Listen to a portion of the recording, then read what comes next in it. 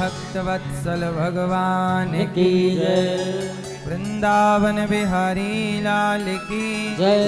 गौरी गोपाल भगवान की जय। जय जय श्री राधे। शांति होगी मुंबई में। मंगलमय परात्पर अखिलेश्वर अखिल ब्रह्मांड नायक परात्पर परब्रह्म भगवान श्री कृष्ण की वांगमयी प्रतिमूर्ति श्रीमद् भागवत महापुराण। आए हुए सभी भक्तों को जय श्रीमन्नारायण, जय श्री कृष्णा, शांति है। राधे राधे। मुंबई में कैसे हैं आप लोग? जय गौरी गोपाल। बहुत बहुत स्वागत आप सबका, वंदन अभिनंदन। सब लोग बैठ जाइए प्रेम से और भक्ति की इस पावन गंगा में डुबकी लगाकर प्रेम से कथा सुनिए। हमारे श्री राम किशन जी, श्री मती कमला देवी मैया जी परीक्षित बन के कथा सुन रही हैं और अपने जीवन को कृतार्थ कर रही हैं। पुत्र सत्यनारायण जी, महावीर प्रसाद जी, प्रभुदास जी, शांति होगी मुंबई में।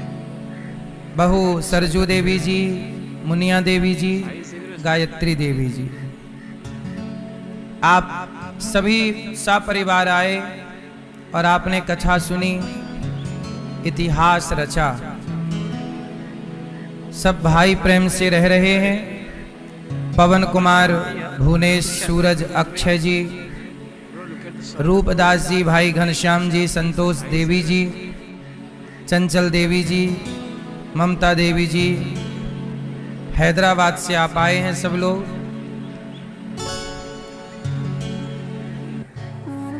और प्रेम से कथा की गंगा में तो मैंने वीडियो बंद कर दी है। अब इस आप लोगों को आवाज़ सुनाई नहीं देगी। तो जो जो सब्सक्राइब करेगा ना उसके फ़ोन में आवाज़ आने लग जाएगी। अगर आपके फ़ोन में भी आवाज़ नहीं आ रही तो सब्सक्राइब कर दो, देखो आवाज़ अपने आप चालू हो जाएगी।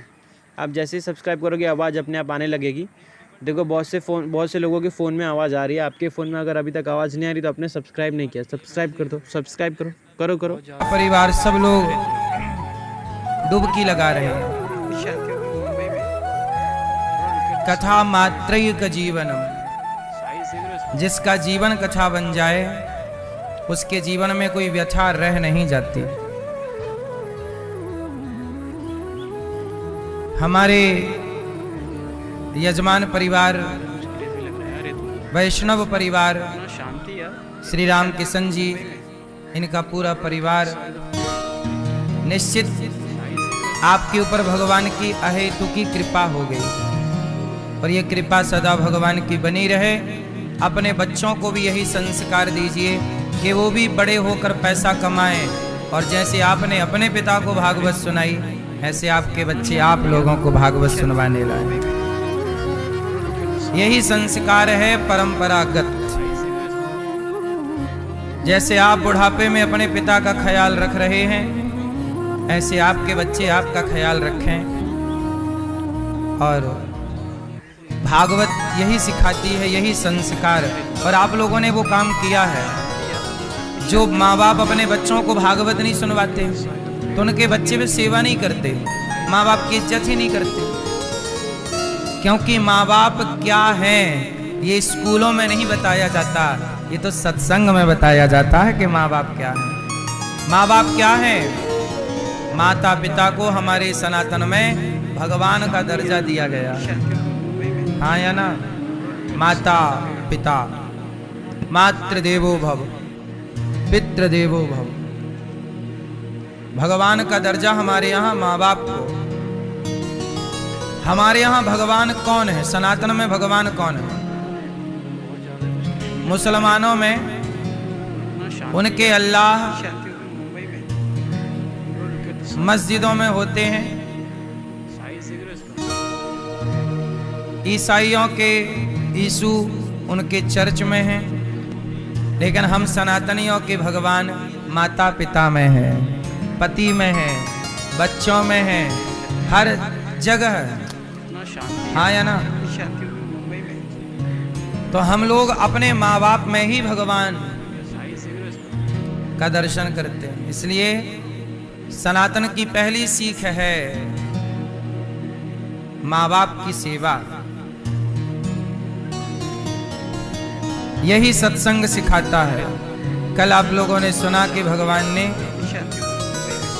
एक उंगली से पहाड़ उठा लिया, कछु माखन को बल बढ़्यो, कछु गोपन करी सहाय, श्री राधा की कृपा भई, मैंने गिरिवर लियो उठाए। एक उंगली से भगवान ने पहाड़ उठा लिया। भगवान पर्वत उठाते हैं। क्या उठाते हैं? पहाड़। क्या नाम है उस पहाड़ का? गोवर्धन का अर्थ क्या निकला? गोवर्धन, गाय का वर्धन, मतलब गाय का वर्धन करने की, वर्धन मतलब गाय की सेवा करने की प्रेरणा भगवान दे रहे हैं, गोवर्धन उठा रहे हैं। गाय कहाँ चरती है? पहाड़ों में, जंगलों में। आज भी सरकारी दस्तावेजों में गौचर भूमि होती है हर गांव में, हाँ या ना? लेकिन गौचर भूमि ना सारी लोगों ने खा लिया। अगल बगल वाले खोद खोद के अपने खेत में मिला लिया। अब गौचर भूमि नहीं रह गई। गौचर भूमि का मतलब है जिस भूमि पर गाय रहती है ना? मुकेश, इसकी आवाज ना टीवी की जीरो कर दो, उसकी आवाज आ रही है। तो अरे तो गौचर भूमि सारी खत्म हो गई। कहां चली गई? अगल बगल के किसानों ने खोद ली। शांति है। अब गाय सड़क पर बैठने के लिए मजबूर हो गई। अब गाय कहां बैठती है? सड़क पर। तो मैंने वीडियो बंद कर दी है। अब इस आप लोगों को आवाज़ सुनाई नहीं देगी। तो जो जो सब्सक्राइब करेगा ना उसके फ़ोन में आवाज़ आने लग जाएगी। अगर आपके फ़ोन में भी आवाज़ नहीं आ रही तो सब्सक्राइब कर दो, देखो आवाज़ अपने आप चालू हो जाएगी। आप जैसे ही सब्सक्राइब करोगे आवाज़ अपने आप आने लगेगी। देखो बहुत से लोगों के फ़ोन में आवाज़ आ रही है। आपके फ़ोन में अगर अभी तक आवाज़ नहीं आ रही तो आपने सब्सक्राइब नहीं किया, सब्सक्राइब कर दो, सब्सक्राइब करो करो। जब गाय की गौचर भूमि होती तो गाय अपनी भूमि पर बैठती, चरती, उसे सब मिलता। गाय की भूमि समाप्त हो। इसलिए कहता हूं हर किसान को मेरी प्रार्थना है कि आप लोग अपने खेतों में 2-4 गाय जरूर रखा करो। गाय को जगह दो। खेत है आपके पास, बड़ी कृपा है भगवान की। 2-4 गाय रखो। आप भी गाय का वर्धन करो। जब आप गाय का वर्धन करोगे तो जिस घर में, जिस परिवार में गाय सुरक्षित और खुशहाल है वो परिवार के लोग भी खुशहाल ही रहते हैं। परिवार पर आने वाला संकट टल जाता है। एक बार क्या हुआ, एक किसान था, उसके पास ना गाय थी।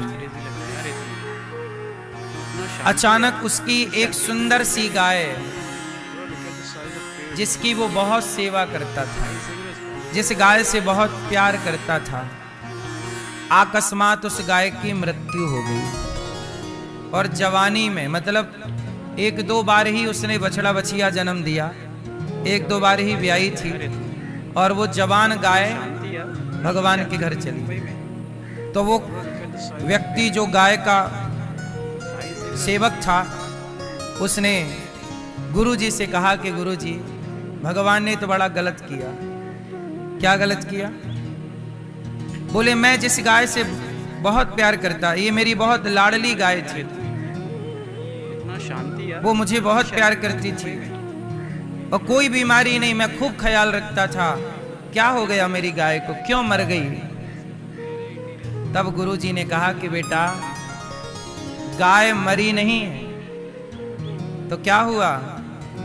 बोले गाय ने तुम्हारे ऊपर आने वाले संकट को अपने ऊपर ले लिया। क्या गुरुजी? बोले तुम्हारे बेटे की मृत्यु होनी थी, परंतु तुमने गौ माता की सेवा की तो तुम्हारे पुत्र की मृत्यु को उस गाय माता ने अपने ऊपर लेकर उसकी जगह खुद चली गई और तुम्हारे बेटे को सुरक्षित कर गई। संकट कहते हैं गाय जब सेवा आप करते हो तो आपका संकट गाय ले लेती है, इसलिए गाय को मां कहते हैं। जिसके घर में गाय होती है उस परिवार में आने वाला कोई भी संकट पहले गाय पर आता है। गाय हमारा सुरक्षा कवच है। गाय हमारी क्या है? सुरक्षा कवच है। इसलिए सबके घरों में गाय होनी चाहिए और गाय खुशहाल होनी चाहिए। ये नहीं कि रख ली गाय और पानी भी नहीं पिला रहे, रख ली गाय और चारा भी नहीं दे रहे। खुशहाल गाय, खाती पीती गाय। अच्छा एक बात बताएं, जब गाय बहुत खुश होती है तो नाचती है गाय, है ना? पूंछ उठाएगी और कूदेगी जमीन पे, ऐसे खुदकेगी, दौड़ेगी फिर कूदेगी, दौड़ेगी। सही है कि नहीं? आप लोग देखे हो कि नहीं?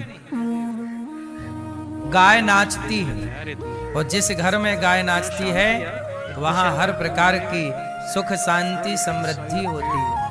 और कहते हैं जब गाय बहुत खुश हो, जब आपको गाय नाचती हुई दिख जाए तो बड़ा शुभ माना जाता है। और आपके जीवन में कोई कष्ट हो, कोई बात हो, तो जब गाय खुश दिखे आपको तो आप गाय के कान में वो अपनी बात कह दीजिएगा। जो भी आपका कष्ट है, जो भी आपको चाहिए, खुश गाय के कान में कह दीजिएगा। वो गाय निश्चित गौ माता की कृपा से आपका सारा कष्ट दूर होगा। भगवान राम को जानते होंगे आप लोग। भगवान राम के पूर्वज हुए हैं राजा दिलीप। कौन हुए हैं? राजा दिलीप। राम जी के कई पीढ़ी पहले की ये बात है। राजा दिलीप के कोई संतान नहीं थी, मतलब सूर्य वंश में कोई भी संतान हो नहीं रही थी। तो वशिष्ठ जी गुरु थे। तो मैंने वीडियो बंद कर दी है। अब इस आप लोगों को आवाज़ सुनाई नहीं देगी, तो जो सब्सक्राइब करेगा ना उसके फ़ोन में आवाज़ आने लग जाएगी। अगर आपके फ़ोन में भी आवाज़ नहीं आ रही तो सब्सक्राइब कर दो, देखो आवाज़ अपने आप चालू हो जाएगी। आप जैसे ही सब्सक्राइब करोगे आवाज़ अपने आप आने लगेगी। देखो बहुत से लोगों के फ़ोन में आवाज़ आ रही है, आपके फ़ोन में अगर अभी तक आवाज़ नहीं आ रही तो आपने सब्सक्राइब नहीं किया, सब्सक्राइब कर दो, सब्सक्राइब करो। तो वशिष्ठ जी के पास राजा दिलीप गए कि गुरुदेव मेरे कोई पुत्र नहीं हो रहा है। अच्छा, सूर्य वंश में ये समस्या बहुत पुरानी है कि पुत्र जल्दी से नहीं हुआ। राजा दिलीप के कोई पुत्र नहीं हो रहा था। वशिष्ठ जी से कहा क्यों नहीं हो रहा? बोले आपने गाय को इग्नोर कर दिया। राजा होकर गाय को प्रणाम नहीं किया, गाय की सेवा नहीं की। आप गाय की सेवा करिए, आपको पुत्र जरूर होगा। राजा दिलीप ने गाय की सेवा की। जिस गाय की सेवा की वो ना गाय का नाम था नंदिनी। नंदिनी नाम की गाय की सेवा की और उस गाय की सेवा के बल पर राजा दिलीप के यहाँ गौ माता के आशीर्वाद से एक पुत्र की प्राप्ति हुई, जिस पुत्र का नाम पड़ा रघु, जिनके नाम से रघुवंश पड़ा। रघुकुल रीत सदा चली आई, प्राण जाए पर। वो रघु किनकी कृपा से हुए थे? गाय की कृपा से। इसलिए मेरी माँ गाय की सेवा किया करो। आप लोग करते हो गाय की सेवा? आप में से कितने लोगों के घर पे गौ माता है?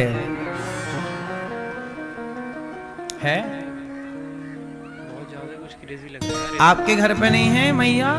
क्यों? कुत्ता है? गाय रखो, गाय का दूध पियो, गाय का शुद्ध घी खाओ।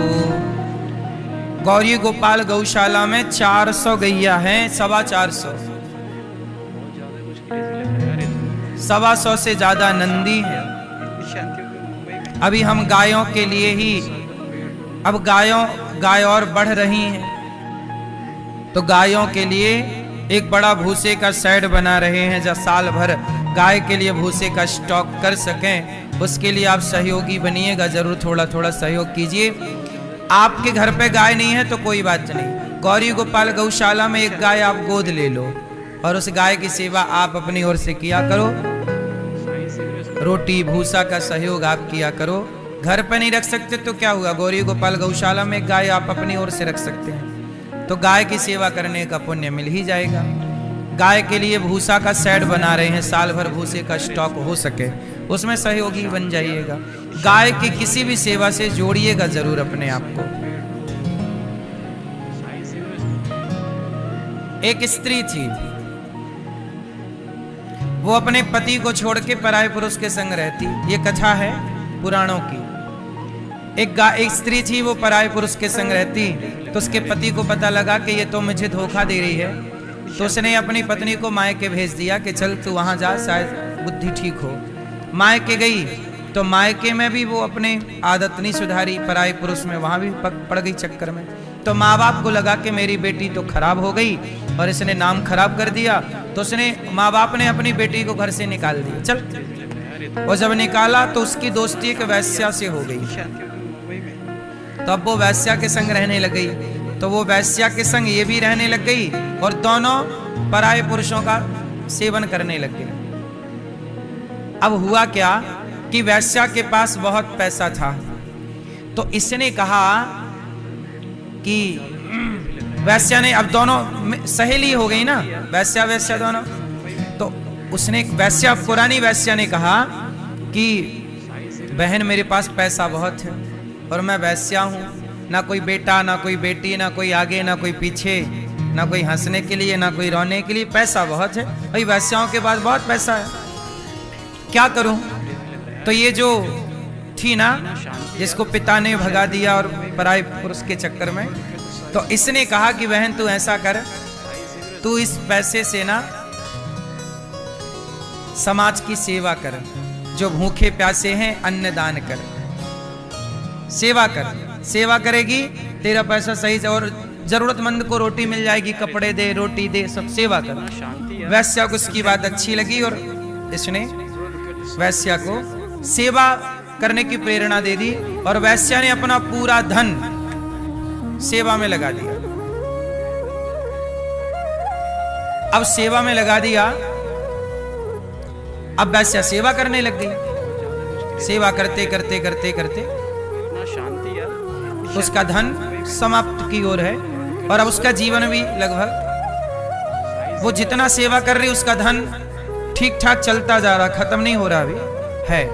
एक दिन ये जंगल चली गई, वैश्या सेवा कर रही थी और ये जंगल भाग गई कि मैं क्या करूं, जंगल जाऊं। वो जंगल गई तो वहां पर ना इसने सोचा कि मैं मर जाऊं, क्योंकि अब बूढ़ी हो गई, अब बूढ़ी हो गई तो कोई पुरुष भी नहीं मिल रहा, करे तो करे कि अब जिंदगी खाने को दौड़ने लग गई, बुढ़ापा, ना कोई बात करने को तैयार, लोग दुत्कारते और हैं कि तू तो वैश्या है, कोई बिठाता नहीं है साथ में, कोई बात नहीं करता सब, तो उसे लगा मैं मर जाऊं, तो जंगल में गई, गड्ढा खोदने लगी, लकड़ी ली और लकड़ी से ऐसे गड्ढा खोदा, तो थोड़ा सा गड्ढा खुद गया, और थोड़ा सा गड्ढा खुदा, तब तक आ गया पानी, बारिश आ गई, और बारिश आई तो ये भाग गई। अब गड्ढा खोदे ना, तो गाड़ी फावड़ा था नहीं कुछ व्यवस्था, ये फिर वापस घर आ गई, वैश्या के घर। और बारिश आई, बारिश भी अचानक, अभी मौसम बारिश का नहीं था, अचानक आई, तो संयोग देखना कि बारिश का पानी उस गड्ढे में भर गया, कि इसने मरने के लिए क्या खोदा था और उसमें पानी भर गया, ये तो आ गई घर। अब संयोग देखना कि उस जंगल से एक गाय, जो कि अपने गायों से, अपने मालिक से भटक गई थी, वो गाय प्यासी थी, और उस प्यासी गाय को इसके खोदे हुए गड्ढे में क्या भरा मिल गया, पानी, और उस गाय ने पी लिया पानी। अब संयोग क्या हुआ कि दोनों वैश्याएं एक ही दिन इन दोनों की मृत्यु हो गई, संयोग देखना एक ही दिन। तो मैंने वीडियो बंद कर दी है, अब इस आप लोगों को आवाज़ सुनाई नहीं देगी, तो जो सब्सक्राइब करेगा ना उसके फ़ोन में आवाज़ आने लग जाएगी। अगर आपके फ़ोन में भी आवाज़ नहीं आ रही तो सब्सक्राइब कर दो, देखो आवाज़ अपने आप चालू हो जाएगी। आप जैसे ही सब्सक्राइब करोगे आवाज़ अपने आप आने लगेगी। देखो बहुत से लोगों के फ़ोन में आवाज़ आ रही है, आपके फ़ोन में अगर अभी तक आवाज़ नहीं आ रही तो आपने सब्सक्राइब नहीं किया, सब्सक्राइब कर दो, सब्सक्राइब करो करो करो। और जब दोनों मरी तो दोनों को लेने यमराज आए, यमदूत पकड़ के ले गए, चलो तुम्हारा हिसाब होगा। अब वैश्या का हिसाब निकाला कि ये तो पापनी है, सारी जिंदगी पाप किया है, इसे नरक देना है, लेकिन मरते समय इसने किसी भूखे को भोजन कराया है, तो इसका पाप तो खत्म हो गया। जितना पाप किया था उससे ज्यादा इसने पुण्य कर लिया। पराये पुरुष कितने सेवन किए होंगे इसने? 500 पुरुष, 1000 पुरुष, पर भोजन तो इसने लाखों को करा दिया। इसलिए इसका पाप तो वैश्या का खत्म, इसे मुक्ति दो। लेकिन ये जो जिसने पति को धोखा दिया, इसने बाप को धोखा दिया, पति को धोखा दिया, यमराज बोले जरा इसका हिसाब निकालो। इसने तो कोई भंडारा भी नहीं कराया, इसने तो कोई अन्नदान भी नहीं किया, फिर इसे नरक डालो। तभी चित्रगुप्त बोले नहीं महाराज, इसने एक सेवा की है। क्या? बोले गाय प्यास से मरने वाली थी, तो इसके खोदे हुए गड्ढे में भरे हुए पानी से गाय ने अपनी प्यास बुझाई, इसलिए यह भी सारे पाप से मुक्त होकर के मोक्ष जाएगी। क्यों? क्योंकि इसने गाय के प्राणों की, बस ये पुण्य है इसका। और दूसरा पुण्य ये है कि इसी ने बताया था इस वैश्या को कि तुम सेवा करो, तो इसने की नहीं सेवा, पर सेवा का रास्ता बताया, इसलिए इसका पाप अब ना देखा जाए। तो मैं आपको केवल इतनी सी बात बताना चाहता हूं कि कोई गाय को पेट भर पानी भी पिला दे तो भी वह पाप से मुक्त हो जाता है। यह गाय की सेवा का प्रतिफल है। इसलिए गौरी गोपाल गौशाला में आप लोग ना जलदान भी कर सकते हैं। कैसे? यहाँ का पानी ना खारा है, वृंदावन का पानी, तो गाय को हम लोग खारा पानी नहीं डालते। हर दिन टैंकरों से बाहर से पानी बुलवाना पड़ता है गायों के लिए। तो 1 टैंकर, 2 टैंकर, 3 टैंकर, लगभग 4 टैंकर रोज पानी लगता है। एक टैंकर 400 रुपया का आता है, तो 4 दूनी 8 और 8 दूनी 1600 रुपए का रोज पानी लगता है गायों के लिए 12 महीने। तो आप लोग ये जल सेवा कर सकते हैं कि आज की गायों की सारी पानी की सेवा हम, कल की सेवा हम, साल भर की सेवा आप ले लो। तो जल सेवा और अन्नदान, जीवन में जो पाप हुए उस वैश्या को भी मुक्ति मिल गई भोजन कराने से। इसलिए गौरी गोपाल आश्रम में जो अखंड साधु सेवा और माघ के महीने में जो प्रयागराज में सेवा चल रही है, ये सेवा से मेरी माँ अपने आप को जोड़िएगा। और सुंदर सी, अब तो अमावस्या का पावन पर्व है और आप भी इस सुंदर से पावन माघ की इस पावन तिथि पर आप भी अन्नदान करके भक्तों को, जो माघ मेला में ये भक्तजन भोजन कर रहे हैं, अखंड भोजन की सेवा चल रही है। माघ मेला प्रयागराज में एक दिन का अन्न क्षेत्र वहां भी करा के पुण्य के भागीदार बनिए और अन्नदान कीजिए। भगवान ये जरूर देखेंगे कि आपने आज के दिन अन्नदान किया था प्रयागराज में, संतों के लिए, भक्तों के लिए। वृंदावन में जो अखंड सेवा चल रही, इसमें कोई भी एक सेवा अवश्य पकड़िएगा और जीवन को कृतार्थ कीजिएगा। इन तिथियों का लाभ लेना चाहिए। ये पावन सी तिथियां पाप मुक्त करने की तिथियां हैं। जैसे कि ये माघ का मेला, इन माघ के मेले की, माघ की पावन तिथियां हैं, कल्याण करने वाली तिथियां हैं। तो गाय की सेवा जैसे हो अवश्य कीजिएगा। बोलिए गौ माता की। आज भगवान ने सारे ब्रजवासियों को, प्राणों की उनकी रक्षा की और गिरिराज जी को स्थापित किया। यमुना के पुलिन तट पर सारे ब्रजवासियों को भगवान ने, नंद बाबा को वरुण देवता ले गए, वरुण देवता से लौटा कर लाए। सारे ब्रजवासियों को भगवान ने वैकुंठ का दर्शन कराया। अच्छा, वैकुंठ और वृंदावन यदि दोनों की तुलना की जाए तो किसका पलड़ा भारी होगा? मैया, किसका? वृंदावन की महिमा प्यारे कोई ना जाने, प्रेम नगरिया मनमोहन की प्रेमी पहचाने। वृंदावन की महिमा प्यारे कोई ना जाने, प्रेम नगरिया मनमोहन की प्रेमी पहचाने। ये वृंदावन की महिमा कोई नहीं जानता मेरी माँ, जो जानता है वो समझ गया कि वृंदावन कौन है। वृंदावन साक्षात वैकुंठ है। इस धरती का वैकुंठ देखना है तो वृंदावन को देखिए। सच बताओ, ये आपके शहर, आपके नगर, आपके गांव से अलग है कि नहीं? वृंदावन क्या विशेषता है? क्या है यहाँ? यहाँ की हवा में राधा नाम है कि नहीं? कृष्ण नाम है कि नहीं? भक्ति है कि नहीं? यहाँ की हवा में भक्ति है। साधक केवल यहाँ भगवत चिंतन करता है। सच बताएं, आपके घर में तो भक्ति करनी पड़ती है, वृंदावन में तो अपने आप भक्ति होती रहती है। सही है? तो मैंने वीडियो बंद कर दी है। अब इस आप लोगों को आवाज़ सुनाई नहीं देगी। तो जो सब्सक्राइब करेगा ना उसके फ़ोन में आवाज़ आने लग जाएगी। अगर आपके फ़ोन में भी आवाज़ नहीं आ रही तो सब्सक्राइब कर दो, देखो आवाज़ अपने आप चालू हो जाएगी। आप जैसे ही सब्सक्राइब करोगे आवाज़ अपने आप आने लगेगी। देखो बहुत से लोगों के फ़ोन में आवाज़ आ रही है, आपके फ़ोन में अगर अभी तक आवाज़ नहीं आ रही तो आपने सब्सक्राइब नहीं किया, सब्सक्राइब कर दो, सब्सक्राइब करो। आपके घर में, आपके शहर में तो कभी कभी कथा होती है, कहीं कहीं से कोई कीर्तन भजन करता है। यहाँ तो जहाँ जाओ, ना चाहो तो भी आपके कानों में भगवान का नाम पड़ेगा। रिक्शा वाला भी साइड मांगता है तो क्या बोलता? मैया राधे। हट जाओ नहीं बोलता, राधे। रिक्शा वाला भी राधे।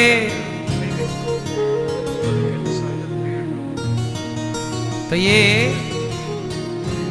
वृंदावन के वृक्ष को मर्म न जाने कोई, डाल डाल और पात पात में राधे राधे होय।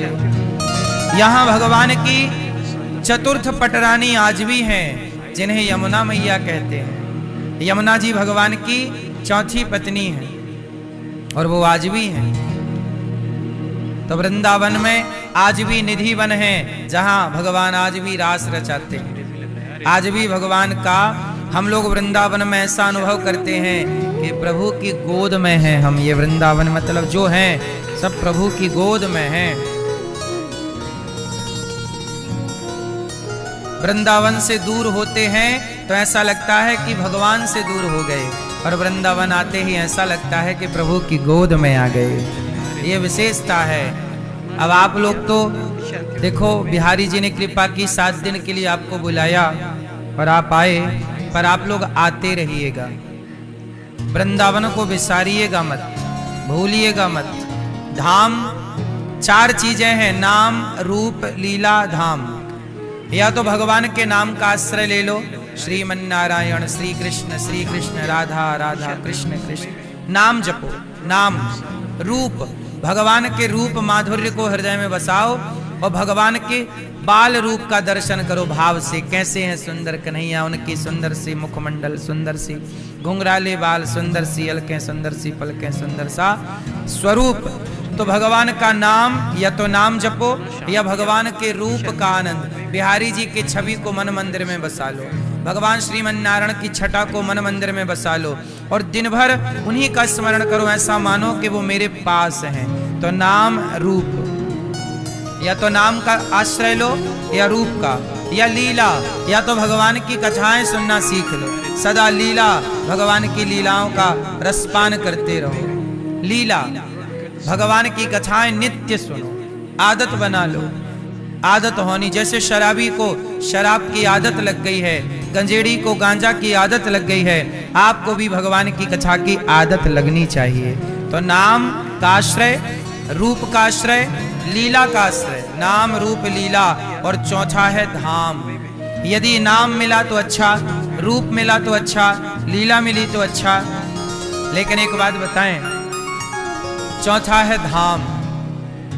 नाम कई बार भगवान का छूट जाता, रूप का ध्यान भी कई बार भूल जाता है, लीलाओं का कथाएं सुनने का भी क्रम बन नहीं पाता, लेकिन धाम मिला तो धाम में तो है। अब देखो, हम भजन करें ना करें पर धाम तो है ही ना, ये धाम में बैठे।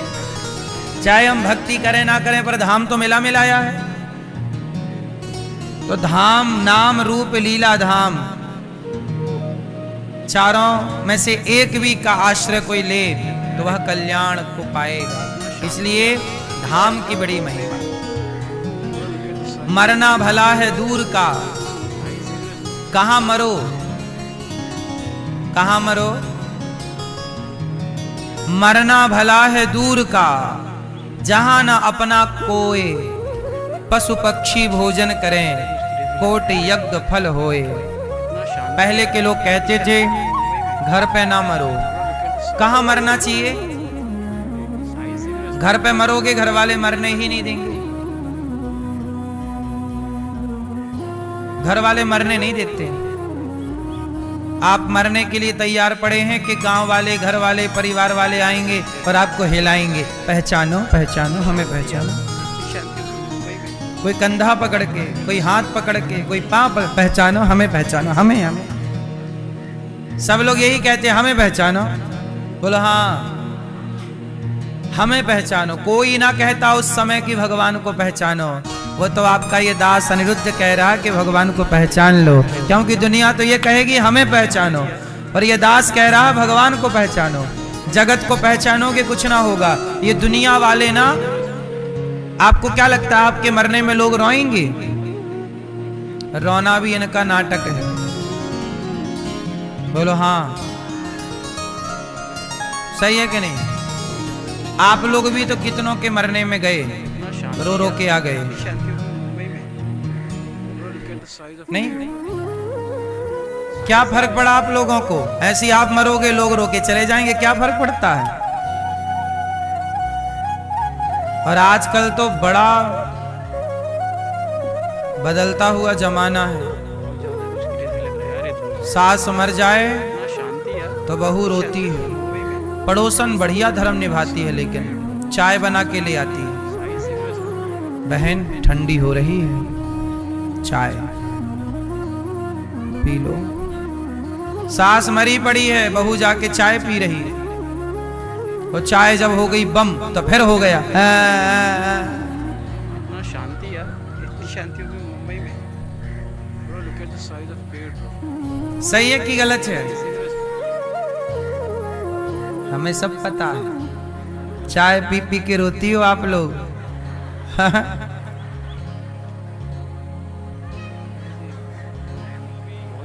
सही है, ऐसा होता है कि नहीं? शांति यार, आदमी मरा पड़ा है, लोग चाय पी रहे हैं। पड़ोसन ले आई अदरक वाली चाय, बहन तेरी सास मरी है अदरक वाली लाई हूं, मेरी वाली मरेगी इलायची वाली लाना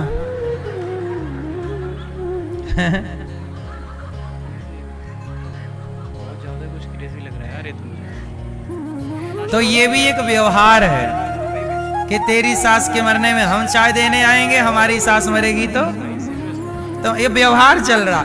आदमी, लोगों को लगता हमारे बाद क्या होगा, तुम्हारे बाद चाय चल रही है बिंदास। इस घमंड में ना रहो कि तुम्हारे बाद क्या होगा। तुम्हारे जैसे कितने आए चले गए, किसी के बिना किसी का काम।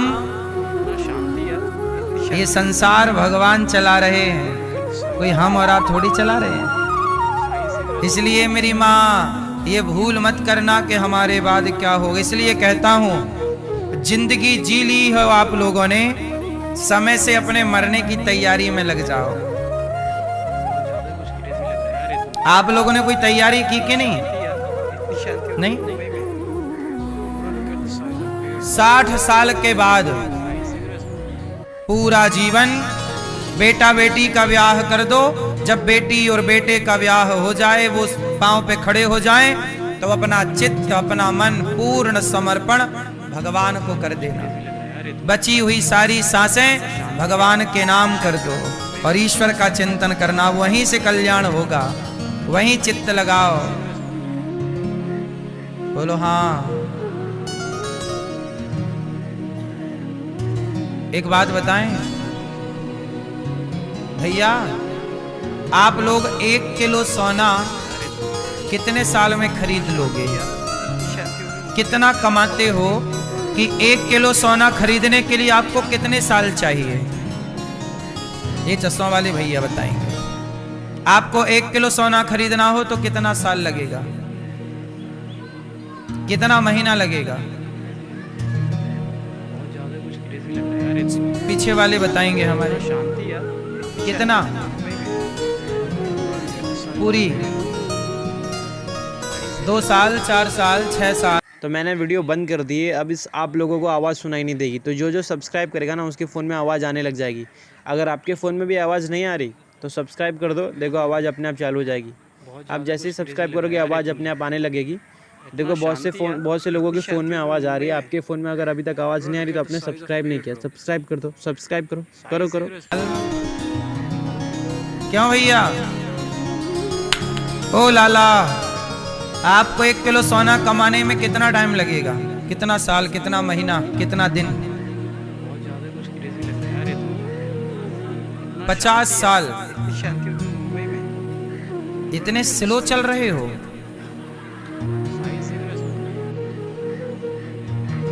सुनो, शोर ना करो, जो समझा रहे हैं वो समझो। 1 किलो सोना कमाने में आपके इन भैया ने बताया 50 साल लगेंगे। शांति यार। किसी की कमाई अच्छी होगी तो वो 10 साल में भी कमा सकता है। किसी की कमाई अच्छी है तो वो 1 साल में भी, और किसी की कमाई और बढ़िया है तो 1 महीने में भी, और 1 दिन में भी कमा सकते हैं लोग। ऐसे लोग भी हैं जो 1 दिन में 2-4 करोड़ रुपया कमा लेते हैं। ऐसे लोग भी धरती पे पड़े हैं। तो एक बात बताओ, शांति होगी मुंबई में। 1 किलो सोना कमाने के लिए कितना समय चाहिए? भैया के हिसाब से 50 साल। फिर भी मैं 10 साल मोटा मोटा हिसाब कर लूं। यदि आप 1 किलो सोना 10 साल में कमाते हैं तो एक बात बताओ, 1 किलो सोने के लिए 10 साल गए। अब मुझे एक बात बताओ कि 10 किलो सोने से क्या आप 1 साल खरीद सकते हैं? 1 किलो सोना कमाने में 10 साल चाहिए लगभग। आपकी ठीक ठाक कमाई है तो 1 किलो सोना कमाने में 10 साल चाहिए। तो क्या 10 किलो सोने से आप 1 साल खरीद सकते हो? तो 20 किलो सोने से 1 माह खरीद सकते हो? तो क्या 100 किलो सोने से 1 दिन खरीद सकते हो? कि यमराज जी 100 किलो सोना ले लो और 1 दिन की जिंदगी वापस दे दो। हमारे टाटा जी जिनके पास हजारों करोड़ की दौलत थी, शांति यार। वो चाहते तो 2-4 साल खरीद लेते, लेकिन उन्हें भी 1 मिनट ना मिला और वो अपना जिंदगी का कार्यकाल पूरा करके। इसका मतलब ये है कि सोना कीमती नहीं है, आपकी सांसें कीमती हैं। क्योंकि सोना तो फिर भी खरीदा जा सकता है, पर सांसें कोई धरती पे पैसे वाला नहीं जो सांसें खरीद के दिखा सके। सोना खरीदने वाले बहुत हैं। सोना खरीदा जा सकता है, हीरा खरीदा जा सकता है, कोहिनूर खरीदा जा सकता है, पर सांसें।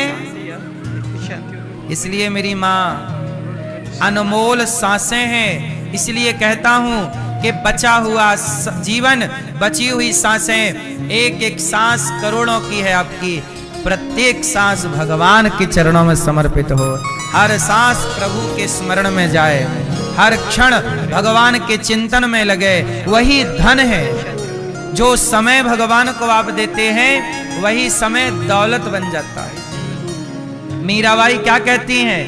पायो जी मैंने राम रतन धन, राम नाम ही धन है, कृष्ण नाम ही। जितना धन कमा लोगे जप का, तप का, त्याग तपस्या का, नाम जप का, वही दौलत संग चलेगी। वरना इस धरा का, इस धरा में सब धरा रह जाएगा। लोग चाय पी पी के तुम्हारे मरने पे रोएंगे और जला के चिता पे ऐसे हाथ झड़ा देंगे। बोलो हाँ।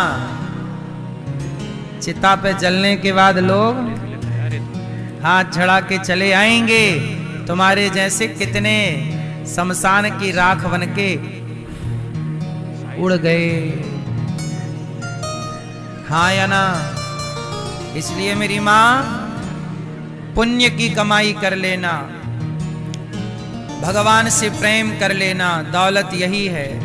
अरे तुम भगवान श्री कृष्ण आज शांति होगी। सारे ब्रजवासियों को वैकुंठ का दर्शन कराते हैं और यमुना के तट पर खड़े होकर बांसुरी बजाते हैं।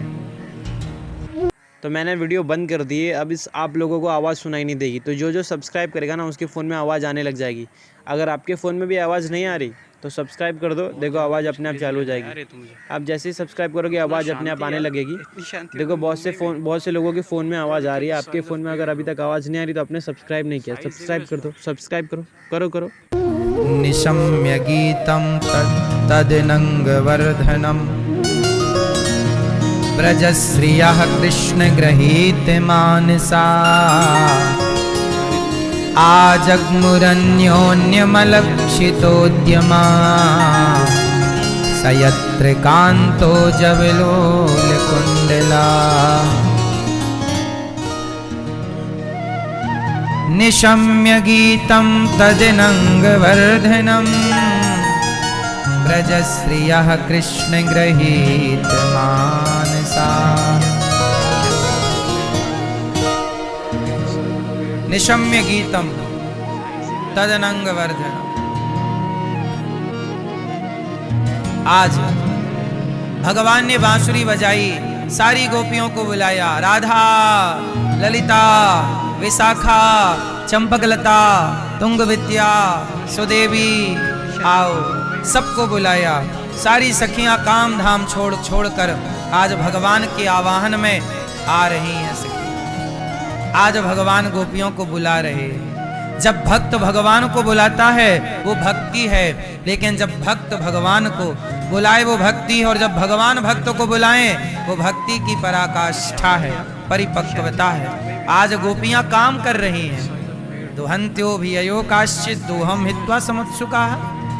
सब गोपियां काम धाम में बिजी हैं कि बांसुरी बजी, भगवान ने गोपियों का आवाहन किया, सब गोपियों ने अपना काम स्थगित कर दिया, दौड़ पड़ी प्रभु के बुलाने में। भगवान बुला रहे, सारी गोपियां आ गई। अगर आप लोगों को वीडियो अच्छी लगी तो यार सब्सक्राइब कर देना, और ऐसी वीडियो देखने के लिए सब्सक्राइब एक और बार कर दो यार, क्योंकि सब्सक्राइब करोगे तो हमारी सबसे पहले वीडियो आपके पास आएगी। तो सब्सक्राइब